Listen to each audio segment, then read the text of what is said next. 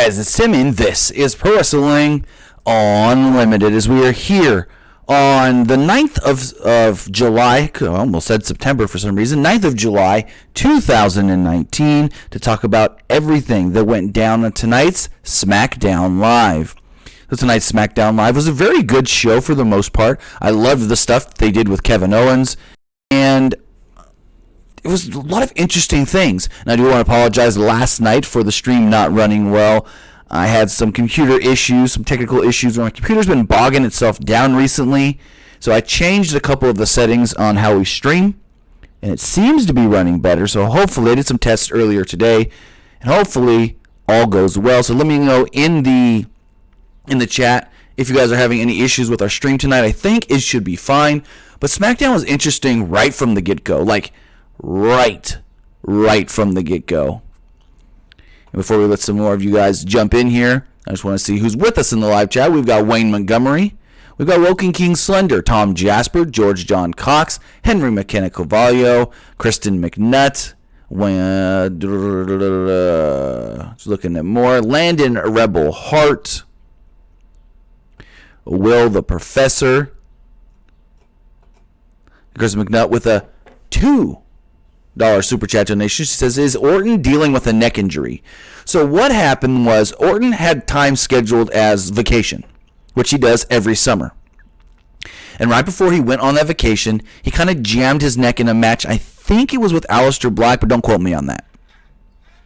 So he jammed his neck, kind of hurt it a little bit. It wasn't considered an injury. He hurt his neck a little bit. So they gave him a week or two extra vacation to heal it up, and he should be back at any time. So that's what's going on with Randy Orton. I know the initial report was from Fightful, where they stated what I just said, and I know a lot of people spun it to make it sound like Orton is dealing with a serious neck injury, where he's not. He was in a match, I want to say, I think it was with Aleister Black. He jammed his neck, and that was all. Apparently, he's fine. They just gave him a couple extra weeks on top of the already scheduled vacation that he usually takes around this time. Orton usually takes vacation in June, July. He's been doing that the last 3 or 4 years, maybe. So that's what's going on with Randy Orton. So with that, SmackDown started off interesting. We got a video package from quote-unquote earlier in the day. And Dolph Ziggler arriving at the arena in the parking lot. Kayla Braxton approached him about his match tonight with Kevin Owens. Owens showed up in his car and started honking his horn, so basically Ziggler couldn't talk. They argued in the parking lot before they ended up brawling. Shane McMahon and a bunch of others came down to break it up, and Shane ordered, Owens, I want you to leave. You instigated, you leave, you're gone, main event canceled. Main event was supposed to be Kevin Owens, Dolph Ziggler. So then we go to the backstage area after that, where we're now live, and Shane was being interviewed and asked, what's next? What's going to happen now that you've canceled our main event tonight? And McMahon addresses it, says that, I'll come up with another main event. I've got a couple ideas, but Owens and Ziggler is officially off. So the commentators were running down the lineup for tonight's SmackDown when all of a sudden you hear Kevin Owens start yelling. Kevin Owens made his way into the arena, grabbed a microphone, and just started spitting knowledge. Everything that the fans always say. He said that months ago, the McMahon family told us that the fans will be the authority, that the fans are going to make the rules, that the fans are going to get to pick what happens here in WWE. And he just went on. He's like, there's guys that don't get used. And I think he said Apollo Crews, Buddy Murphy, Ali, Asuka, Kairi Sane. He's just throwing out all these names. And Shane comes down and he's like, cut his mic. I don't want to hear this. Cut his mic. So they cut his mic. And you hear Owens go, there's more mics down here, or something along those lines. And so he grabs another mic and just starts going and going. And Shane goes over to the production booth and he's like, cut all the mics. Cut them all. And so he cuts another mic, and Owens grabs the headset off of Byron and keeps going. He's like, I could find more if I need to. And the crowd is going bananas at this point for Kevin Owens. And finally, Shane's just like, security, get him out of here. I don't want to see him for the rest of the night. Blah, blah, blah. So Owens runs into the crowd and takes off. Very hot opener for tonight's SmackDown. I really liked it. Everybody that I've seen so far online really liked it. And it seems like it was a very, very, very well done thing. So the first match of the night was Shinsuke Nakamura against Intercontinental Champion Finn Balor in a non-title match. Nakamura had the early advantage and worked on the neck of Balor before he fought back. Nakamura caught him with a kick to the neck. Nakamura went for the Kinshasa, but Balor hit a sling blade. Balor climbed to the top rope, and Nakamura cut him off. Nakamura hit a knee from the second turnbuckle on the apron. They fought at ringside and just barely made it in before the 10 count. Nakamura sent Balor back onto the floor and hit a Kinshasa. He tried to win by countout, but Balor made it back in. Nakamura threw Balor back out and beat him around ringside. Balor just barely beat the count again. Nakamura then hit a Kinshasa and got the win, defeating Intercontinental Champion. I thought maybe we would learn later in the night that because of this victory, Shinsuke gets a match at what's it called? Why am I blanking here? Extreme Rules. But we didn't learn about that, so, Chris McNett says Finn Balor looked weak in the match. I mean, he looked okay. Got a $2 Super Chat donation from Will the Professor. Says KO versus Shane. Undertaker versus Drew. Roman opponent at SummerSlam. I mean, I was talking with somebody earlier. I was like, hey, maybe this leads to Kevin Owens, Shane McMahon at SummerSlam, like you're saying. And I think that the best Shane McMahon matches since he returned before WrestleMania 32 were his Kevin Owens matches. So if they're going to put Shane up against anybody at a big show like SummerSlam, why not do it against Kevin Owens? He's been his best opponent thus far. So going forward in the back, Shane McMahon spoke with Drew McIntyre and Elias. They discussed Roman Reigns and Cedric Alexander from Monday night. Elias noted that he wrote a funeral song for The Undertaker. Dolph Ziggler then approached them, and he was mad. He said that he wanted to face Kevin Owens tonight in the main event, that he wanted Owens. McMahon said that you're going to fight tonight, but instead you're going to do something for us. You're going to help us out, and you're going to face Roman Reigns in the main event. McMahon also noted that he, Elias, and Drew would all be at ringside. They recapped the Samoa Joe versus Kofi Kingston feud. Joe cut an awesome promo backstage. He promised to defeat Kofi Kingston for the championship at Extreme Rules. It was awesome. And only awesome like Joe can do. Joe has got a great delivery. So Kayla Braxton hosted the contract signing for the Smackdown Women's Championship match. Alexa Bliss was representing herself and, Nikki Cross. Sorry about that, was representing herself and Alexa Bliss. Alexa Bliss has been sick since not yesterday's Monday, but the Monday before. Like, she wrestled on Raw 2 Raws ago, sick. And she's been sick ever since, posting on Instagram and whatnot that she's really not getting that much better. So the belief is that she'll be good for Extreme Rules, but that could be one reason why they put Nikki Cross in this match. So that way she could actually, maybe be able to do less. Luke Might says, I went early today. Yeah, going forward, Mondays and Tuesdays will be a little bit earlier than normal. My kids' sports season, they do football and cheerleading, started back up. So I have to do my live stuff while they're out at practice on Mondays and Tuesdays. So that's why I'm going earlier from now on till, season's over and whatnot. Or if maybe a Monday or Tuesday practice gets canceled, then we'll go normal time. But as of right now, we will be going a little bit earlier for the live streams on Monday and Tuesday to, compensate for my new schedule as their sports season has began. So Kayla Braxton, like I said, hosted this, and Bayley pointed out that they're the same. She was starstruck when she first came to WWE, just like Nikki Cross is, and people took advantage of her. Bayley pointed out that Bliss would blame Cross when they lost on Sunday. Cross noted that Alexa Bliss promised her that they'd be SmackDown Women's co-champions. Cross wants Bayley to pay close attention to her match next up with Carmella. So we had Nikki Cross versus Carmella. Bayley watched the match from ringside. Cross jumped Carmella to start the match. She was firmly in control and used a suplex for a near fall. She slowed down the pace and locked on the submission. Carmella made a comeback after Cross missed a crossbody. Carmella used an inside cradle for a near fall. Cross fought back and hit a spinning neck breaker for the win. So, is what you're going to expect from Nikki Cross Carmella match. But Nikki Cross did look good in the match itself. So they recapped the Kabuki Warriors defeating the SmackDown Women's Tag Team Champions. No, just the WWE Women's Tag Team Champions, the Iconics, in a non-title match in Tokyo, Japan. We did learn a couple weeks ago that if they were successful, they'd get a title opportunity. So backstage, the Iconics come out of a dressing room. My bad, they didn't come out of a dressing room.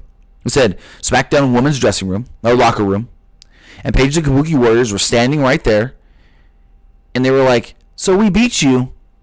And now we wanted to get our title match. I don't know why I couldn't. I was reading something in the chat that caught my attention. And so they were like, we want that match tonight. And frickin' Peyton literally goes, we can't. And they're like, oh, well, why?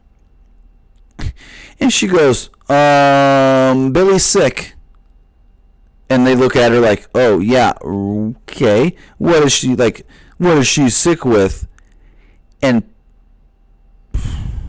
Peyton frickin' Royce literally says, Billy's got a mad cow bird flu disease and can't wrestle. I was like, what is mad cow bird flu disease? Yikes. So basically, they're like, we can't wrestle tonight. And then Paige goes, well, she slapped Billy Kay and goes, we promise we're going to win those titles. But when? The damn Iconics haven't even defended the titles on television. I believe they may have once or twice on a live event. But Sinclair Saturdays says she ain't sick. Yes, she is. Trust me. She's sick. It was literally listed on the rundown sheet from yesterday that Alexa was missing from the show because she had an illness. So they recapped an angle from Raw involving Cedric Alexander in the main event with Roman Reigns. In the back then, Roman discussed his upcoming match against Dolph Ziggler and then teaming with The Undertaker.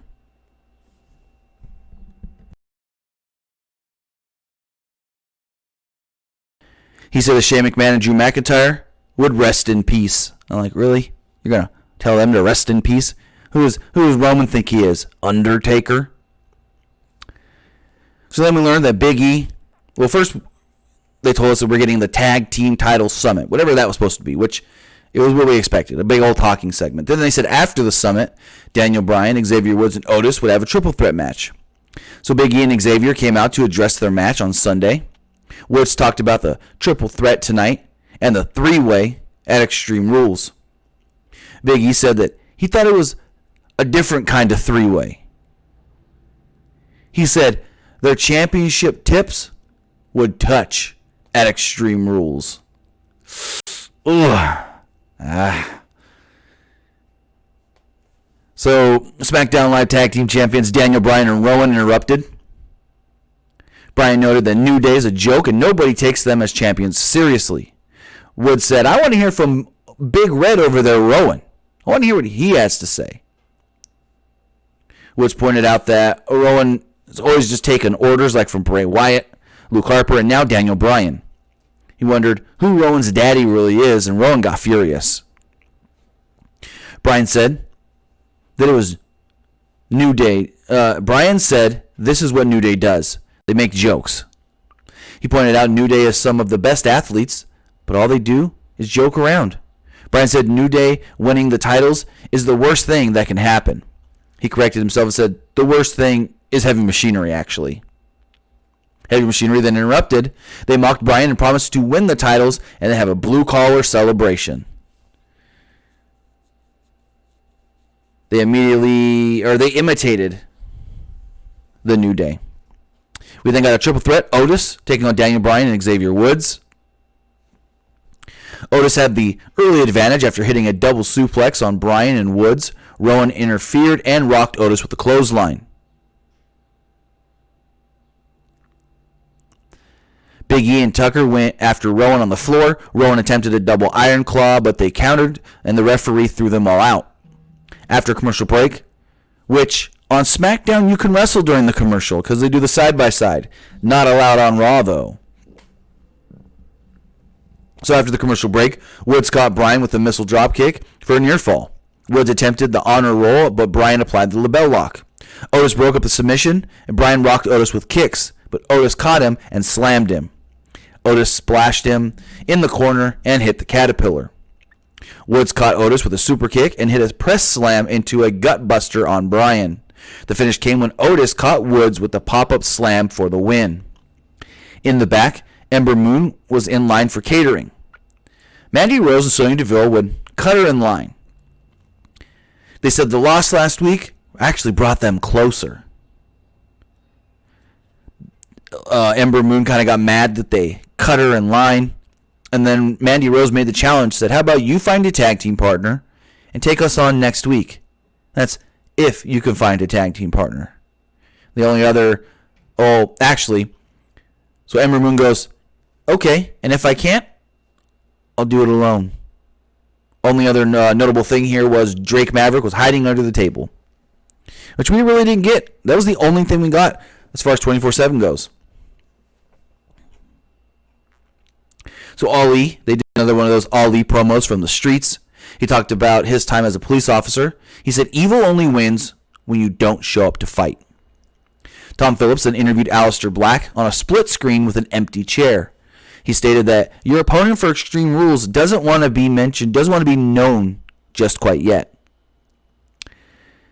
And Black starts laughing and says, typical. If this is what's going to have to happen, it's going to have to happen. I'm going to show up at Extreme Rules in the middle of that ring, and whoever wants to come out there and fight me, fight me. So then we see somebody start walking around the chair wearing a suit. We know it's a white guy because we see his hand, and he walks around the suit about 3 times, or around the chair about 3 times before he sits down and reveals that it is Cesaro. It was reported about 2 weeks ago that Cesaro was the one chosen as the opponent for Aleister Black, and that is the match we will be getting come Extreme Rules this Sunday. He said that he's the one that knocked on the door, Cesaro that is, because he wants to pick a fight with Black. Black was happy that it was Cesaro and is looking forward to their fight. I can see these guys trying to do like a more real fight feel with their match. They'll be a little stiffer than you normally see in WWE, and hopefully that works. Hopefully it goes over well. I think these two will really work together very, very good. So in the back, some random producer or interviewer asked Shelton Benjamin, you think Dolph Ziggler can beat Roman Reigns tonight in the main event? And he says, well, and his mic wasn't on or something. You can barely hear it. He smiled, looked around, and walked off. What the fuck is all this shit? I have no clue what this crap is. This is the second time they've done it.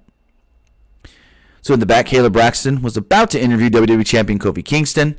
Paul Heyman showed up and walked past her. Never spoke a word. Kingston then talked about the controversy from last week when he flipped off Samoa Joe. He welcomes the challenge because by defeating guys like Joe, he's going to become the greatest WWE champion of all time. Or as Santino Marella would say, of all of the times. I love me some Santino. I miss Santino Marella. He was funny as hell. So then move on to the main event. Shane McMahon, Drew McIntyre, and Elias came down to ringside after both Roman and Ziggler were in the ring. McMahon joined in on commentary and told Elias and McIntyre, go get a closer look. If you need me, I'll be right here. So Ziggler took over early with a standing dropkick and an elbow drop for a near fall. Reigns fought back and hit the drive-by. Elias distracted Reigns and McIntyre pushed him into the ring post. Ziggler slowed down the pace with a chin lock. Reigns made a comeback and hit a Samoan drop. Reigns rocked Ziggler with a clothesline in the corner. He then hit the Superman punch on Elias, but Ziggler hit the zigzag on Reigns for a very close near fall. Ziggler set up for the super kick, but Reigns hit the Superman punch for another close near fall. McIntyre pulled Ziggler out of the ring. Reigns hit a huge dive over the top rope onto McIntyre and Elias. McMahon jumped into the ring and distracted Roman Reigns. Ziggler then rocked Reigns with a super kick. Suddenly, Kevin Owens would run in, hit the stunner on Shane. Ziggler attempted a zigzag, but Reigns countered, hit the spear, victory. So Roman Reigns defeats Dolph Ziggler. I mean, it was kind of obvious that Kevin Owens was most likely going to show up here at the very tail end of the show for whatever reason. But overall, really good show. A lot better than last night's Monday Night Raw. I will say that for sure. Will the Professor with another super chat donation says, who versus Bray and win? Your guess is as good as mine, bud. I honestly have no clue. Kristen, I don't understand your comment here. I can't... I think you're supposed to say wait. Wait for Fight for the Fallen. Yeah, Fight for the Fallen, this coming Saturday night. We will be live after that show, talking everything that happens at the AEW event. But now, we could talk about AEW. We could talk about Evolve, also happening on Saturday. Or we can talk about tonight's SmackDown. If you guys want to give your thoughts, you can do so by calling in at 559-475-8473. Again, 559-475-8473. Text messages to 510-906-1341. Just looking at some of these questions while we wait for some calls and text messages to come in. Let's see here. Got a couple text messages. Let's take the call first before we go to text messages. Caller, you're on the air. What's going on? Hi, Tim. This is Anthony. How are you? Pretty good. Yourself? Fine. I have a question, actually. I'm not sure if you read my comment before. Okay. On the chat. I was reading an article today. I'm not sure. I can't remember where it was, but it was one of these wrestling sites. Apparently, Eric Bischoff has big plans for SmackDown, and one of them specifically is for him to turn John Cena heel, which I think it's too late for that, and him to lead, and him to partner up with Eric Bischoff and lead like an NWO type stable on SmackDown. Do you agree with that plan? Here's the first issue with that. Here's the first issue. So, Eric Bischoff's not supposed to be an on-screen character. So that right there kind of shuts that down. No, there's actually plans. No, apparent in this article it says. Now, where's this article? Paul Heyman are going to be the general managers too. Now, here's the thing. What's this article from? Bleacher Report. I will look into this because I have not heard anything along the lines of them being on-screen characters other than Heyman will still be an on-screen character with Brock Lesnar. Other than that, they're supposed to only be working behind the scenes. So, do you with Bleacher Report, do you think their articles are inaccurate, or is it just, should I trust Bleacher Report's articles? It depends, because sometimes Bleacher Report does the whole aggregation thing where they just pull from other sites and throw it up. So I honestly can't say without reading the article. I wouldn't do it. I don't think Cena would do it either, because it's gonna take a lot of time from him.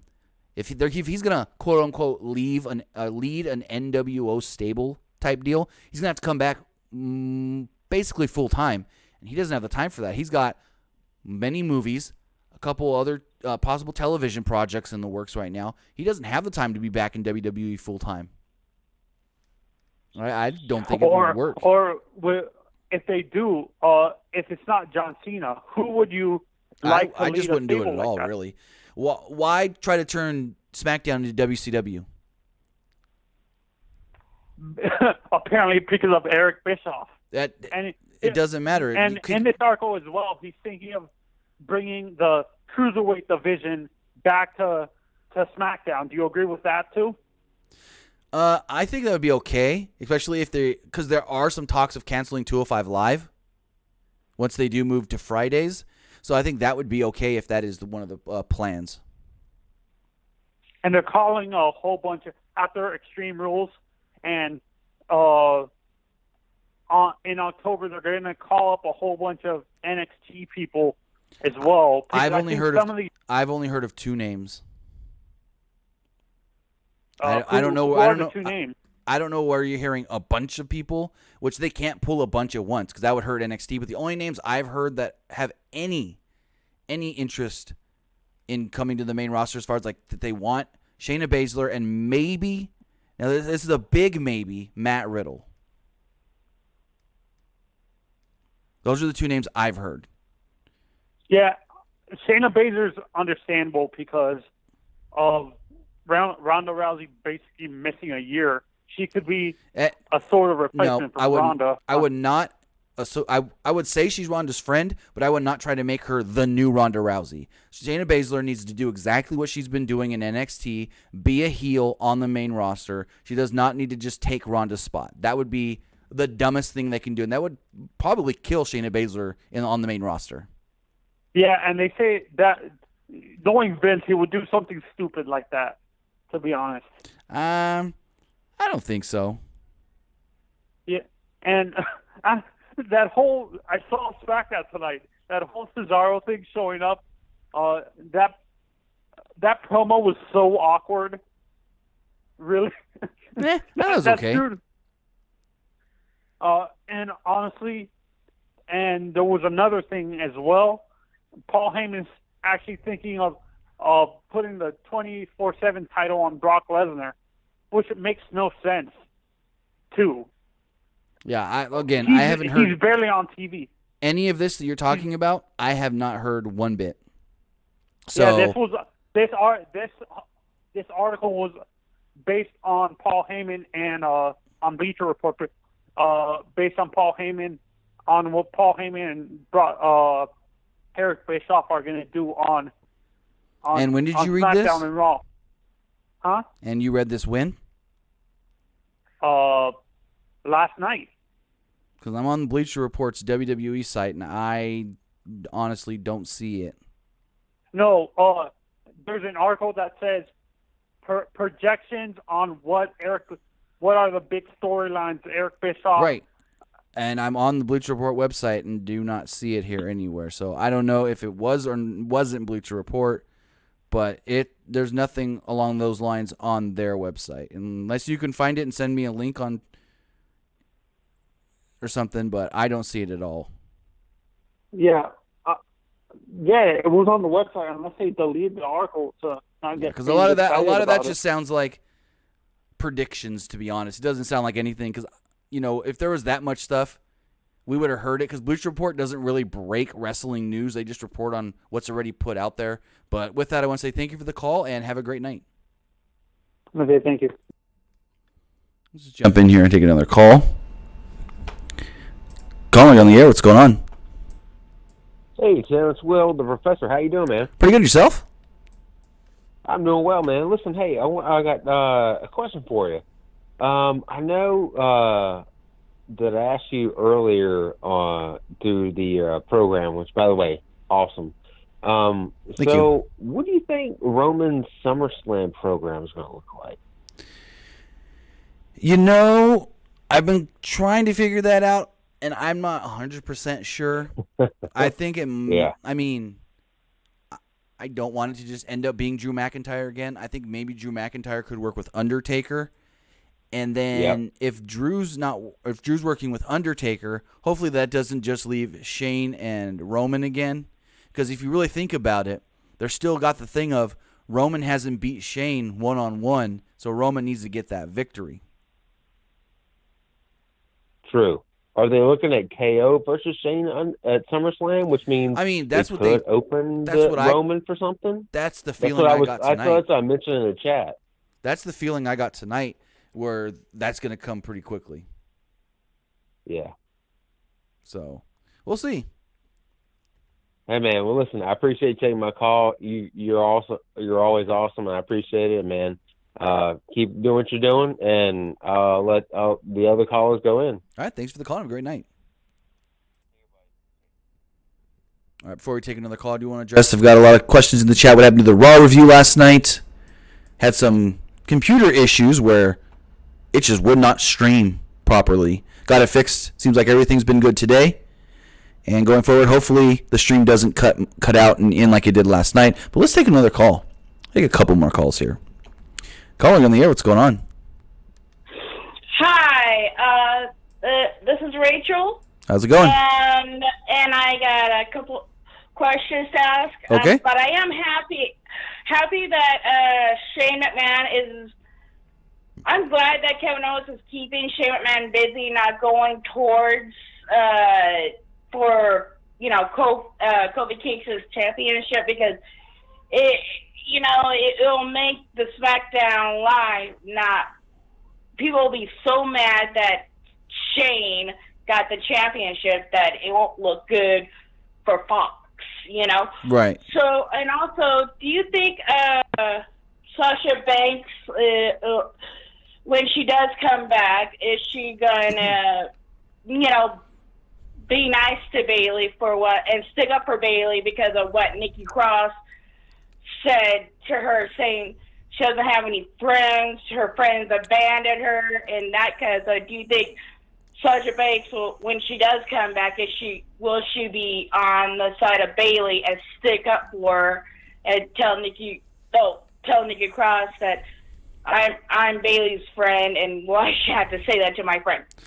It's too hard to say. I can see them just being buddies again as soon as Sasha does come back. But that's the thing. We don't know when Sasha's coming back, and trying to predict that is like beating a dead horse. It's just like she's gonna come back when she's gonna come back. Last thing I heard was it's on her. WWE told her that she can come back whenever she wants. Both sides have been in communication recently, and she's supposed to come back this summer as long as everything goes according to plan. They're just waiting for her to say, hey, I'm ready to come back. If she wants to wait even longer, she waits even longer. But as far as when and what they're going to do with her, nobody knows. I don't even think they know yet. And I have one more question. Okay. Now that they're going with Cesaro, after Randy Orton does get better, do you think they're going to do Randy Orton and Aleister Black for SummerSlam? I think that would be a great match. Anything's possible. Orton should be good to go now. Last I heard that Orton is okay and he could come back at any time. So maybe they could do him versus Aleister Black at SummerSlam. But at the same time, I think maybe a cool feud for SummerSlam, which I wouldn't do because both guys shouldn't be losing at SummerSlam, Aleister Black and Bray Wyatt. But again, if it's Bray's return match, Bray would end up needing the win. But at the same time, I think it's too soon for Aleister Black to lose as well. Yeah, and I have one last question. Do you think when Sheamus does return, do you think they're going to put back the bar, because it looks like they're not? No, last I heard is they're going to focus on Cesaro as a singles competitor. As a heel. Right. Right? Correct. Okay. Thank you. All right. Thanks for the call and have a great night. Kristen McNutt says, Tim, Sasha Banks is returning July 22nd. No. I know where you're getting that from. So there's local advertising. I think it's Tampa, maybe? I'm not 100% sure what arena it is, but they're advertising Sasha Banks for the show.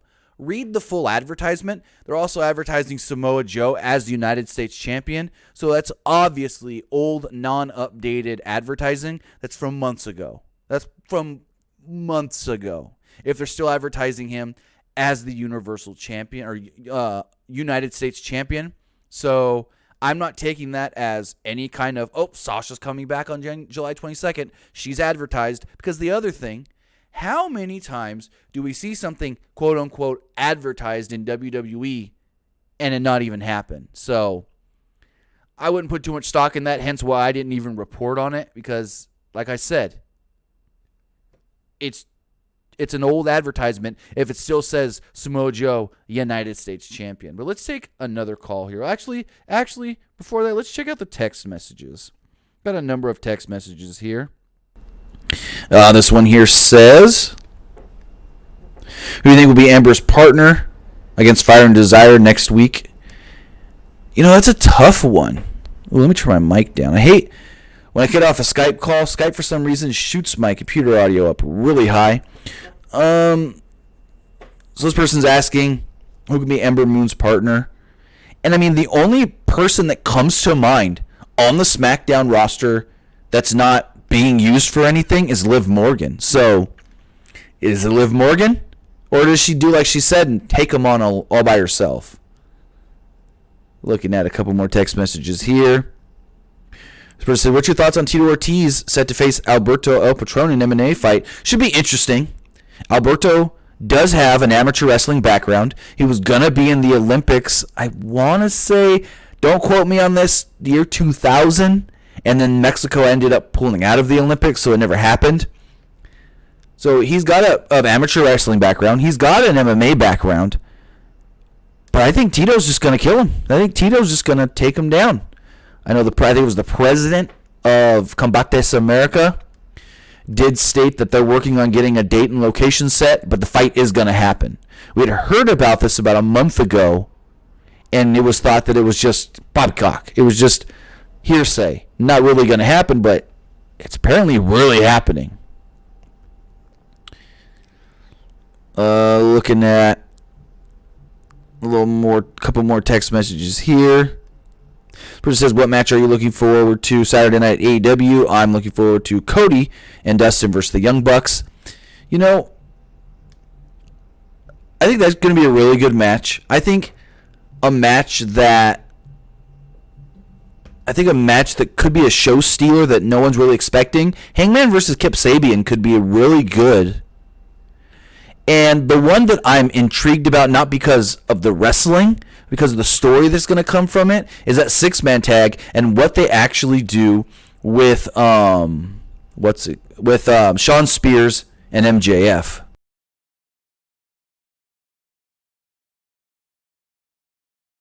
That's one that I'm interested in seeing what happens with those two on the same team. They're not putting them on the same team for no reason. One last text message here says, hey, Tim, what do you think about Impact Wrestling Slammiversary? I saw the last 3 matches of the show and thought it was interesting. I get what they're doing with the whole intergender stuff and why they main evented it. I get that. Tessa Blanchard is going to be a huge star going forward. This did not stop her push. And we'll see. Impact's kind of on a downward spiral for me. I catch it here and there every so often, and sometimes it's like hit and miss. Sometimes it's really good, and then sometimes it's just meh. So, we'll see. Let's take another call, though. Christopher McNutt, yes, Fight for the Fallen will be free on Bleacher Report Live this weekend. That is what I was told. Caller, you're on the air. What's going on? Hi, Tim.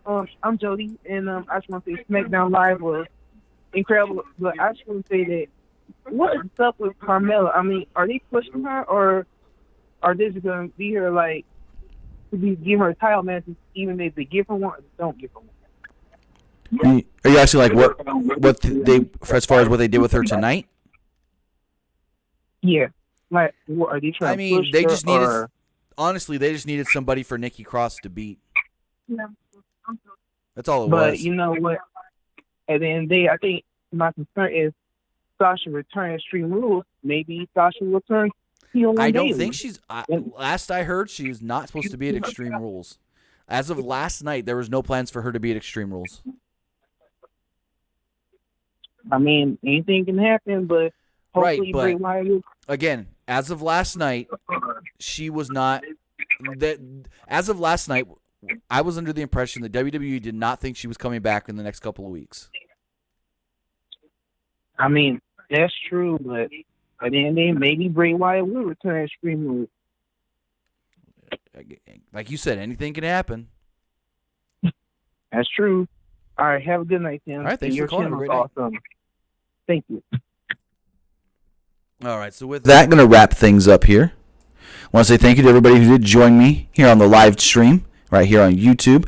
Everybody who watched later here on YouTube or listened on podcast services everywhere around the world.